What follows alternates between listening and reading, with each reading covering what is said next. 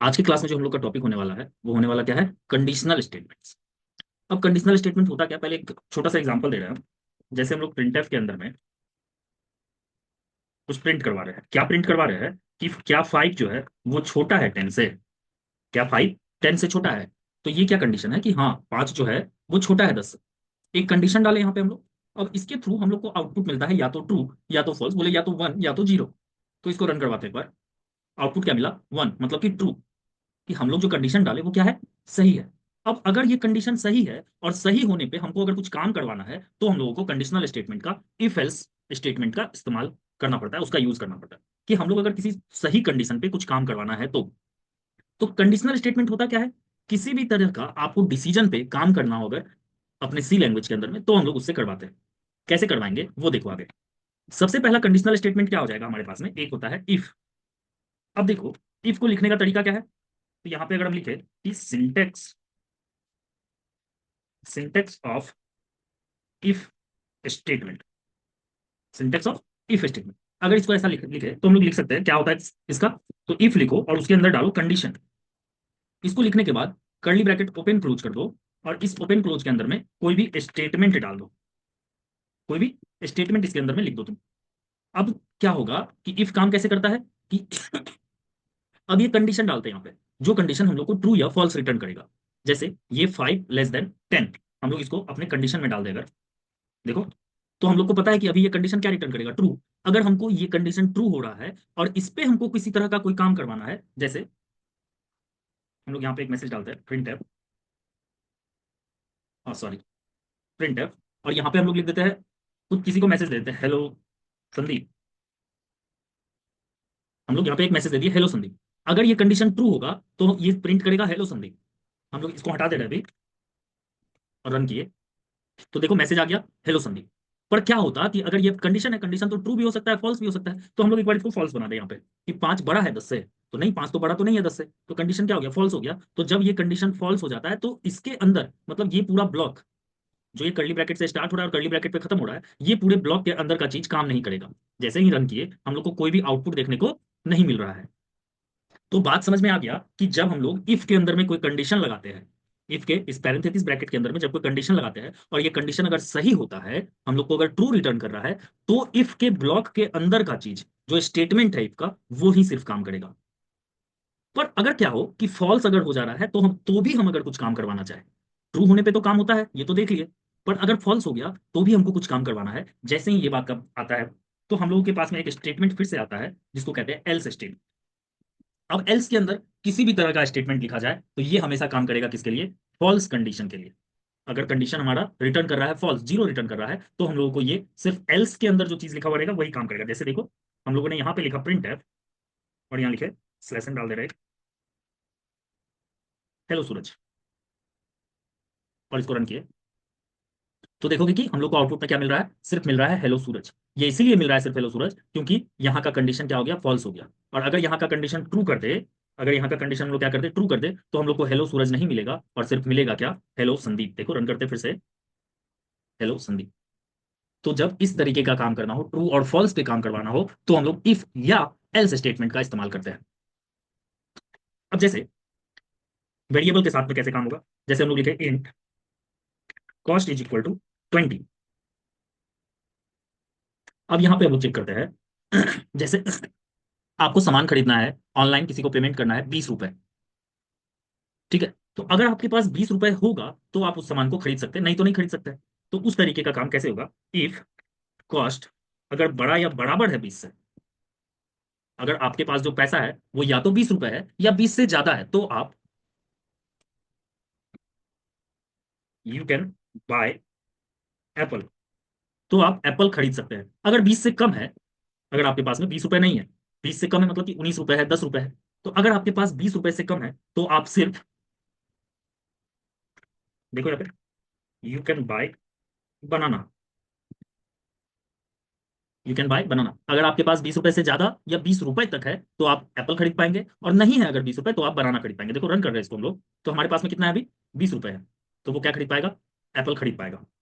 और अगर 20 रुपए नहीं रहता उसके पास में, मान के चलो कि 15 रुपए ही रहता, तो वो सिर्फ बनाना ही खरीद पाएगा।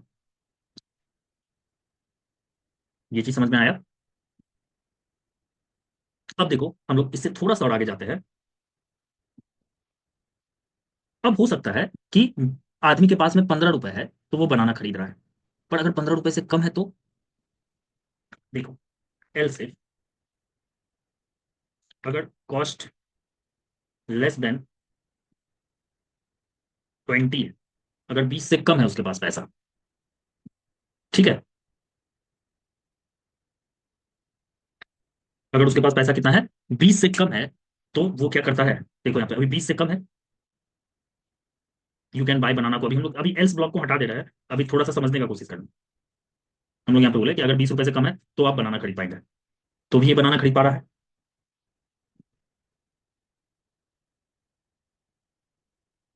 ये बात समझ में आ गया? तो एल्स इफ का यूज तब किया जाता है जब आपको एक से ज्यादा कंडीशन के साथ में काम करना है। जब आपको एक से ज्यादा कंडीशन के साथ में काम करना है तो आपको ये काम लगेगा, आपको एल्स इफ का यूज करना पड़ेगा। तो उसी चीज के बारे में हम लोग यहाँ पे लिखे हुए भी है कि कंडीशनल स्टेटमेंट हम लोगों को अलाउ करता है किसी तरीके का डिसीजन बनाने में अपने प्रोग्राम के अंदर, किसके थ्रू, तो कंडीशन के थ्रू। और इसके मदद से होता क्या है कि आप अपने कंट्रोल कर सकते हैं अपने प्रोग्राम का फ्लो, फ्लो को कंट्रोल भी कर सकते हैं। यहीं पे देखो कि एक एग्जांपल है इफ कंडीशन का, कि अगर किसी का एज 20 है, किसी का एज 20 है तो वो वोट देने के लिए एलिजिबल हो जाता है। कैसे? क्योंकि वोट देने के लिए एलिजिबल क्या कहता है कि 18 साल होना चाहिए या 18 से ज्यादा होना चाहिए। तो हम लोगों ने एक कंडीशन लिख दिया कि अगर एज जो है वो बड़ा या बराबर है 18 के, तो वो एलिजिबल है वोट के लिए, तो वो एलिजिबल है वोट के लिए। पर अगर नहीं रहा तो वो क्या हो जाएगा, तो वो क्या हो जाएगा, वोट के लिए एलिजिबल नहीं रहेगा। तो वो एल्स से एल्स कंडीशन में चले जाता है इफ के बाद। तो हम लोग उसी के बाद में देखो लिखा है if else statement. If else statement का सिंटेक्स अभी देख लिए हम लोग ऊपर में भी, और यहाँ पे भी देखो वही है कि इफ का कंडीशन कंडीशन जब ट्रू हो जाए तब ये कोड काम करेगा, और जब फॉल्स हो जाए तो ये कोड काम करेगा। तो यहाँ पे एक एग्जांपल लिखे हैं, हम लोग इसको एक बार रन करके देखते हैं। यहाँ पे हम लोगों ने एक एग्जांपल डाला,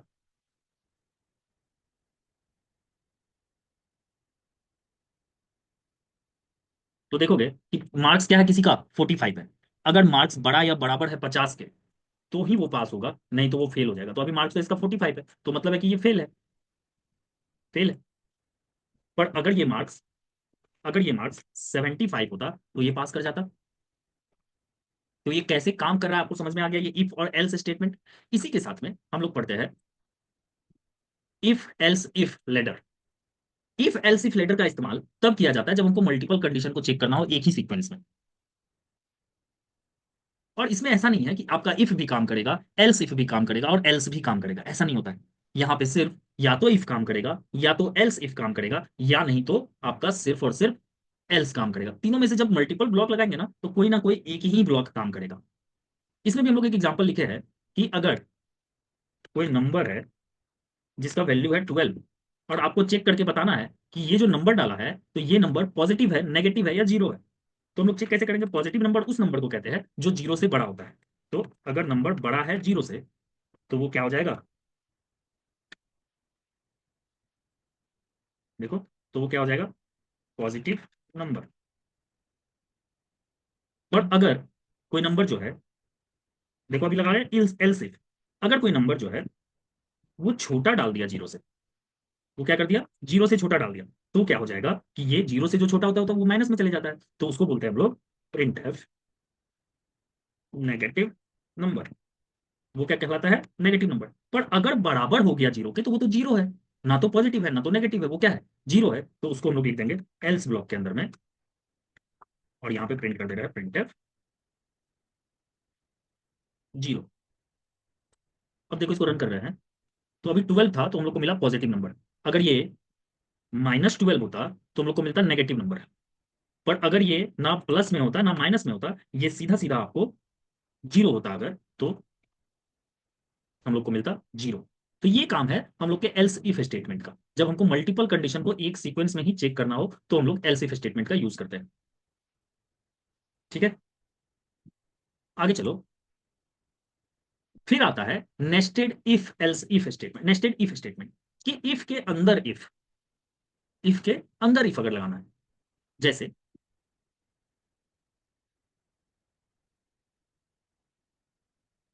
अगर नंबर पॉजिटिव है, नंबर अगर पॉजिटिव है तो उसको चेक करना है कि क्या वो नंबर 2 से डिविजिबल है। अगर नंबर पॉजिटिव है तो क्या वो 2 से डिविजिबल है। तो हम लोग यहाँ पे चेक कर रहे हैं, देखो कैसे चेक करते हैं। कोई नंबर डिविजिबल कैसे होता है, डिविजिबल वो कैसे होगा, जब वो पूरी तरीके से कट जाएगा, जिसका रिमाइंडर क्या हो जाना चाहिए, 0 हो जाना चाहिए। तो हम लोग वही लिखते हैं, अगर नंबर को रिमाइंडर निकालना पड़ेगा, 2 से डिवाइड, 2 से बोल रहे हैं ना, तो 2 से डिवाइड करने पे रिमाइंडर अगर 0 आ रहा है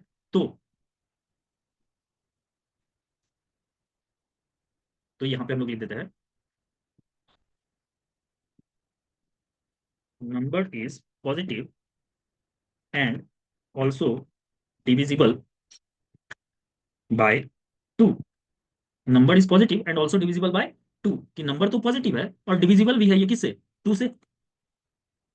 पर हो सकता है कि 2 से डिविजिबल नहीं हो, तो हम लोग यहाँ पे एल्स लगा दिए, एल्स लगा दिए। नंबर पॉजिटिव तो मिला, पर इसको कॉपी कर रहे हैं हम लोग यहाँ पे, नंबर हम लोग को पॉजिटिव तो मिला बट नॉट डिविजिबल बाय 2। देखो रन करते हैं, यहाँ पे हम लोग एक डाले यहाँ पे सबसे पहले 7, तो ये 7 पॉजिटिव है पर 2 से डिविजिबल नहीं है। तो चेक करो इसको, आउटपुट क्या आ रहा है, number is positive, number is positive but not divisible by 2। इसी जगह पे अगर हम लोग 12 डाल दिए तो बोलेगा number is positive, number positive भी था एंड ऑल्सो डिविजिबल बाय 2, ये 2 से भी कट रहा है। 12 तो 2 से कट जाएगा, पर 7 नहीं कट रहा था तो वो एल्स ब्लॉक में चले गया। तो ये जो पूरा यहां से यहां तक लिखे हम लोग, इसको बोलते हैं नेस्टेड इफ एल्स स्टेटमेंट। कोई दिक्कत है, आगे चलते हैं। सर हाँ हाँ बोलो सूरज। बोल रहे हैं सर कि इसमें इफ नंबर अगर जीरो से बड़ा होता है सर, यहाँ नंबर की जगह -12 अगर रखते हैं तो फिर यहाँ पे -2 रखते हैं अगर। -12। हाँ देखो, अगर -12 रख दिए तो यहाँ का यही कंडीशन हम लोग का फॉल्स हो गया। तो अब इसके साथ में हम लोग लगा दिए एल्स स्टेटमेंट। देखो ये जो एल्स लगा रहे हैं हम लोग इस जगह पे, ये एल्स है आपका इस इफ का। इस इफ के लिए एल्स लगाए कि अगर ये सही नहीं हुआ तो ये हो जाएगा। ठीक है, तो इसको अगर रन करें हम लोग, तो हम लोग यहाँ पे लिख देते हैं सीधा सीधा, print F number is negative. सीधा यहाँ पे देखिए, हमको चेक करना क्या था कि पॉजिटिव भी हो और 2 से भी डिविजिबल हो, पर ना अगर पॉजिटिव ही नहीं मिला हम लोगों को तो क्या हो गया, ये डायरेक्ट एल्स में चले गया। ये इफ के अंदर का कोई भी चीज, ना तो ये इफ ना तो ये एल्स, कुछ भी काम नहीं किया, सीधा आ गया एल्स के पास में और हम लोग को आउटपुट मिल गया नंबर इज नेगेटिव। आया समझ में सूरज? ओके, चलो। तो इसी को हम लोग क्या बोल देते हैं कि ये क्या, कौन सा स्टेटमेंट है हम लोगों का, नेस्टेड इफ स्टेटमेंट। अब इस तरीके से हम लोग पूरे के पूरे इफ स्टेटमेंट को, और इफ एल्स बोलो, इफ स्टेटमेंट बोलो, या इफ एल्स स्टेटमेंट बोलो, या फिर इफ एल्स इफ स्टेटमेंट बोलो, या नेस्टेड इफ स्टेटमेंट बोलो, तो इसमें हम लोग क्या काम करते हैं, तो सिर्फ और सिर्फ कंडीशन के ऊपर काम करते हैं। जब कंडीशन ट्रू होता है, जिस ब्लॉक का ट्रू होगा सिर्फ वही ब्लॉक काम करेगा। जैसे यहां पे हम लोगों ने देखा कि अगर इस ब्लॉक का कंडीशन ट्रू हुआ तो हम लोगों के यहां से लेकर के यहां तक के अंदर में जो भी कुछ लिखा हुआ था उस पे काम करता। पर इसके अंदर आते ही उसको एक और कंडीशन मिल गया कि क्या नंबर 2 से डिविजिबल है। अगर नंबर 2 से डिविजिबल है तो आप इस मैसेज को प्रिंट कर दीजिए, अगर 2 से डिविजिबल नहीं है तो आप इसके मैसेज को प्रिंट कर दीजिए। पर अगर ये कंडीशन ही फॉल्स हो गया कि नंबर पॉजिटिव ही अगर नहीं हुआ, तो डायरेक्ट आप इसके अंदर नहीं आइए, आप डायरेक्ट एल्स स्टेटमेंट के पास चले जाइए और दे दीजिए नंबर इज नेगेटिव। ठीक है, तो ये था हम लोगों का if statement, if else statement, if else if statement और नेस्टेड इफ एल्स स्टेटमेंट। अब इसी में हम लोग कंडीशनल स्टेटमेंट में एक और स्टेटमेंट पढ़ते हैं जिसका नाम है स्विच स्टेटमेंट। जिसका नाम क्या है, स्विच स्टेटमेंट। जैसे ही देखोगे, हम लोग यहाँ पे एक मैसेज दे रहे हैं, स्विच स्टेटमेंट। स्विच स्टेटमेंट का सिंटेक्स क्या होगा, syntax of switch statement. Switch statement का सिंटेक्स क्या होगा, देखो सबसे पहले लिखते हैं स्विच, पैरेंथेसिस लगा के इसके अंदर डालते हैं चॉइस। अब ये चॉइस लिखेंगे किसका, तो यूजर जो बोलेगा उसके अकॉर्डिंग चॉइस डिफाइन करते हैं।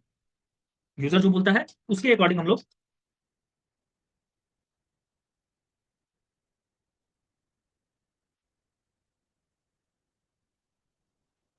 यूजर जो बोलेगा उसके अकॉर्डिंग हम लोग चॉइस डिफाइन करते हैं। देखो डिफाइन कैसे करेंगे उसके लिए लिखते हैं सबसे पहले केस और केस नंबर। केस को आप कौन सा नंबर देना चाहते हैं, 1 दे दिए पहले में हम लोग। केस नंबर 1 पे आपका सबसे पहले लिखेंगे स्टेटमेंट, कि ये अगर केस चूज करता है यूजर तो इसमें काम क्या होना चाहिए, उस स्टेटमेंट को आप यहां पे लिख दीजिए। ठीक है, स्टेटमेंट लिख दिए। अब इस स्टेटमेंट को, इस पूरे के पूरे ब्लॉक को यूजर एक बार में तो एक ही चॉइस करेगा, मल्टीपल चॉइस तो करेगा नहीं। जब आपको बोला जाता है कि प्रेस 1, तो सिर्फ 1 प्रेस करेंगे, एक बार में तो 1 2 3 तो प्रेस नहीं कर सकते। तो यहाँ पे जैसे ही यूजर 1 प्रेस किया तो 1 प्रेस करने पे जो काम होना था उस काम को कंप्लीट करेगा कोड, और ये पूरे ब्लॉक से बाहर निकल जाएगा। निकलेगा कैसे, तो उसके लिए हम लोग यूज करते हैं break statement. Break statement is used to terminate a block of code. किसी एक ब्लॉक को टर्मिनेट करने के लिए हम लोग को मदद करता है कौन, तो ब्रेक स्टेटमेंट। ब्रेक से क्या होगा, ये पूरा ब्लॉक एक ही बार में खत्म हो जाएगा। अब इसके नीचे में देखोगे यहाँ पे एक बार, इसके नीचे में हम लोग एक और केस लगा रहे हैं, एक और केस हम लोग यहाँ पर लगा दिए। अब इस केस का नाम सेम नहीं, केस नंबर 2 हो गया ये। इसके पास भी जैसे ही ये ब्लॉक नहीं, यूजर ने 1 चूज नहीं किया, हो सकता है यूजर ने चूज क्या किया, 2, तो सिर्फ ये 2 का केस काम करेगा और बाकी कोई काम नहीं करेगा। तो इस तरीके का आप मल्टीपल ब्लॉक डिफाइन कर सकते हैं, कोई दिक्कत आपको नहीं होने वाला है इससे। हम लोग यहाँ पे केस 3 केस 4 केस एन तक चला सकते हैं। जब अब मान के चलो कि यूजर के पास में 4 ऑप्शन था, 1 2 3 4, पर यूजर ने प्रेस कर दिया 5, तो ये तो ऑप्शन ही नहीं है। तो जब यूजर 5 प्रेस कर दिया तो वो हम लोग उसको कैच करने के लिए एक स्टेटमेंट लिखेंगे जिसका नाम है डिफॉल्ट स्टेटमेंट। और इस डिफॉल्ट स्टेटमेंट के अंदर में यूजर को एक मैसेज देंगे कि आपने इनवैलिड चूज कर लिया है, इनवैलिड चॉइस। और ये सबसे लास्ट में लिखना है हम लोगों को। इससे क्या होगा कि आपका चॉइस खत्म हो गया यहां से, और ये हम लोग का पूरा हो गया स्विच का सिंटेक्स। स्विच के अंदर में क्या क्या लिखते हैं हम लोग, फिर से एक बार देख लो। स्विच लिखेंगे, फिर उसका चॉइस लिखेंगे यूजर का, और उसके अकॉर्डिंग अपना केस काम करेगा। और अगर ये चॉइस में किसी एक को नहीं, किसी को भी नहीं चूज किया, तो सीधा सीधा आ जाएगा किसके पास, डिफॉल्ट के पास। तो एक कोड हम लोग लिख रहे हैं यहाँ पे, ध्यान देना। यूजर के थ्रू देखो मैसेज देगा, प्रेस 1 4, हम शॉर्टकट लिख रहे हैं बैलेंस इंक्वायरी।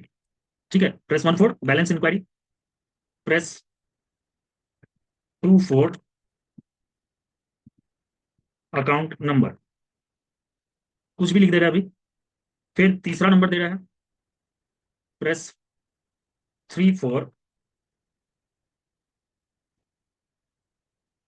विड्रॉल। अब इतना चीज लिखने के बाद में 3 केस दिए, इनपुट लेता है यूजर से स्कैन एफ के अंदर में, %d comma address of choice. Choice नाम का एक वेरिएबल बनाना पड़ेगा हम लोग।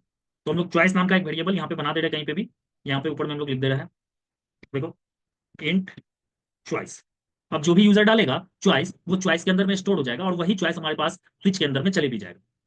अब रन करेंगे, अगर इसको रुको, सॉरी, रन करने से पहले हम लोग स्टेटमेंट लिख लेते हैं कि प्रेस 1 पे क्या होना चाहिए, तो बैलेंस इंक्वायरी होना चाहिए। तो हम लोग यहाँ पे सीधा लिख दे रहे हैं, मैसेज दे रहे हैं, print F your balance is 2000 rupees. अब ये कैसे हम लोग वहां पे काम करेंगे उसका, उस चीज को बाद में देखते थे।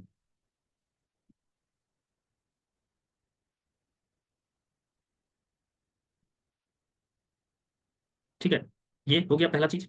अब दूसरा चीज के लिए फिर से यहाँ पे देखो स्टेटमेंट को लिखे, और दूसरा में क्या था, अकाउंट नंबर। हम लोग यहाँ पे लिख दे रहे हैं, योर अकाउंट नंबर इज, कुछ भी अकाउंट नंबर यहाँ पे डाल देते हैं। ठीक है, अकाउंट नंबर डाल दिया इस जगह पे। फिर यहाँ पे थर्ड केस के लिए, थर्ड केस लिखना पड़ेगा, केस नंबर 3। और केस नंबर 3 पे हम लोगों को क्या करना है, उसका विड्रॉल।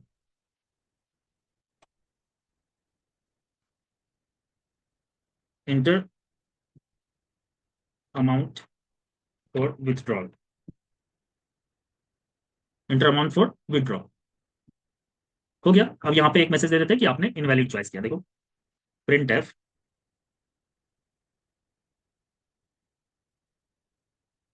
हो गया, ये कहानी खत्म हो गया इसका। रन करेगा इसको, तो यहाँ पे बोल रहा है हम लोगों को स्विच स्टेटमेंट 1 4 बी आई। अच्छा, यहाँ पे एक लाइन में हम लोग स्लेस एन नहीं दिया, स्लेस एन दे देते हैं। फिर से रन कर देते हैं इसको, press 1 4 balance inquiry, 2 4 account number, and 3 4 withdraw. हम लोग पहले प्रेस 2 करते हैं, 2 प्रेस किए, इंटर प्रेस किए, तो हम लोग को अकाउंट नंबर दिखा दिया। ठीक है, लूप पढ़ेंगे तो पता चलेगा एक ही बार में सारा काम कैसे कर सकते हैं। बैलेंस इंक्वायरी करना है, बैलेंस इंक्वायरी किया, फिर यूजर से पूछे कि अब आपको अकाउंट नंबर पूछना है तो अकाउंट नंबर बता देते हैं, विड्रॉल भी करना है अभी तो विड्रॉल भी करवा देते हैं। पर अभी एक एक करके ही काम कर रहा है ये, फिर से दूसरा काम करवाना है, रन करना पड़ेगा। और अभी हमको विड्रॉ करना है, तो इंटर अमाउंट फॉर विड्रॉ। अब कितना अमाउंट इंटर करवाना है, तो इस यहाँ पे आपको फिर से प्रिंट एफ और स्कैन एफ लगा करके विड्रॉ करवाना पड़ेगा।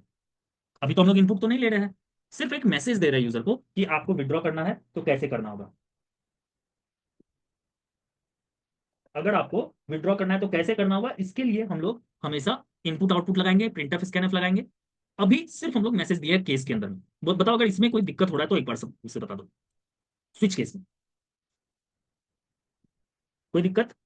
सूरज, संदीप, राजा, कृष्णा,